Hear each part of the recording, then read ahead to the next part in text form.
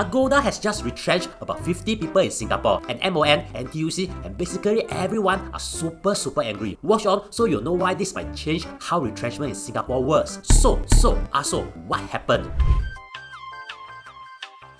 It all started when the Business Times published this article on 17 September afternoon, alleging that Agoda has retrenched about 50 people in Singapore. It's reported that the retrenchment happened on 4th August, where its Customers Experience Group employees, also known as the CEG employees, had a closed-door virtual town hall meeting. It comprises CEG staff from Singapore, Shanghai, and Budapest, all relatively developed and expensive cities. Anyways, the reason for the retrenchment is reportedly cost and recruitment issues. Well, retrenchments due to restructuring are common in Singapore, but what's not common is a clause in their severance agreement for the Singapore employees. It's unknown how much severance they paid, but according to a page of the severance agreement that the Business Times obtained, they will lose their severance benefits if they make any mediation requests, claims, or proceeding with Agoda. I know this sounds chim, but it kind of means if they take any legal action for anything. Also, they'll lose their severance benefits if they make any reports to any of the government agencies, statutory bodies, trade unions, commissions, quasi-judicial bodies, and any of their affiliates. And Agoda also lists out the exact organizations like the Ministry of Manpower, Tripartite Allies for Fair and Progressive Employment Practices, so on and on lah. Yeah, but interestingly, based on the single page only I didn't see anything about talking to reporters. Instead, it specifically mentioned that the retrenched employees should update their LinkedIn profile. You know what it's like, that time I broke up with my ex-girlfriend, then she said cannot complain to Appa and must remove our relationship status in Facebook.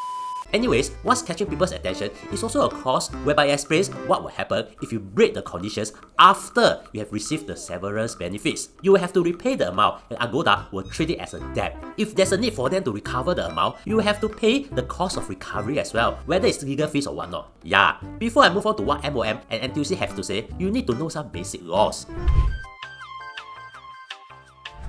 This video is sponsored by Franchising and Licensing Asia. Looking to license characters to boost your business? Head to Franchising and Licensing Asia 2025, happening 18 to 20 September at Marina Bay Sands. Click the link in the description or scan the QR code to find out more. Admission to the exhibition is free. Now back to the video.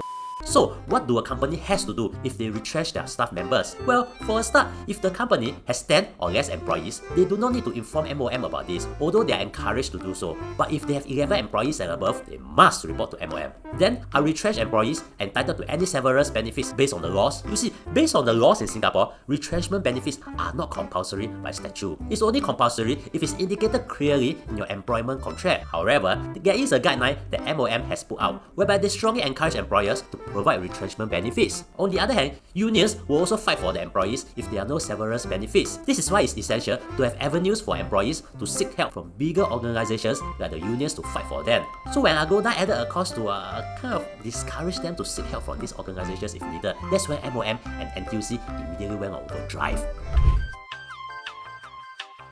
You see, if left unchecked, that clause could set a precedent for employers to add this clause to all their severance agreement. Anyone who has been in any leadership role will know that setting precedents is more important than anything else. This is why I bet people working at MOM and NTUC have worked through the night on 17 September. That night, MOM immediately responded. They said it is inappropriate for employers to include provisions that discourage or inhibit employees from approaching the authorities for all situations, and this runs counter to the spirit of fair and responsible employment practices. They are also looking into the matter and will take action if needed. On the other hand, the unions have spoken out too and used even stronger language. They say that this practice is, if true, is irresponsible and regrettable, and went on to say NTUC and SISEU are deeply concerned that Agoda has allegedly sought to deny its workers access to grievance handling and dispute resolution support, especially at the time when they most need it. Workers must never be made to feel threatened or silenced when exercising their rights.